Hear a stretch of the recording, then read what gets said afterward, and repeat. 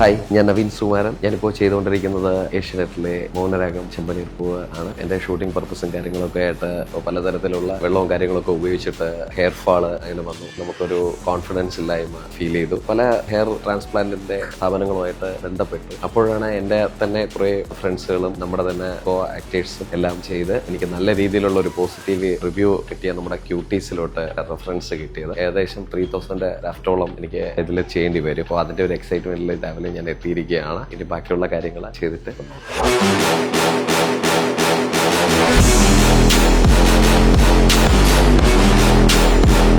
ഇത് എൻ്റെ പുതിയ മേക്ക് ഓവറാണ്. ഇനി ഇത് വെച്ചിട്ട് ഒരു പക്ക ഒരു റൂഡായിട്ടുള്ള ഒരു നെഗറ്റീവ് ക്യാരക്ടർ ചെയ്താൽ കൊള്ളാം എന്ന് തോന്നുന്നു. ഇതിലെ എൻ്റെ ഹെയർ ലൈൻ ചെയ്തിരിക്കുന്നത് കാണുന്നുണ്ടായിരിക്കും. ഇത് ഇങ്ങനെ ഫില്ല് ചെയ്ത് കറക്റ്റ് വരുമ്പോൾ വേറൊരു ലുക്ക്, കുറച്ചും കൂടെ യങ് ആയിട്ടുള്ളൊരു ലുക്കിലേക്ക് വരും എന്നാണ് എൻ്റെ പ്രതീക്ഷ.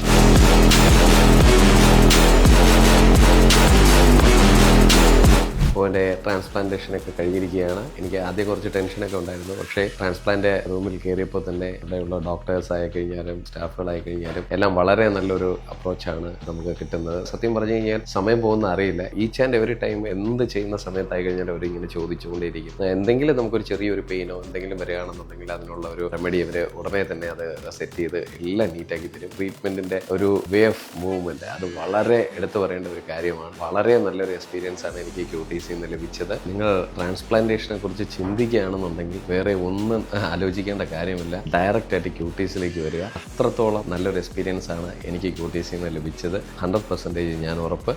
Thank you very much.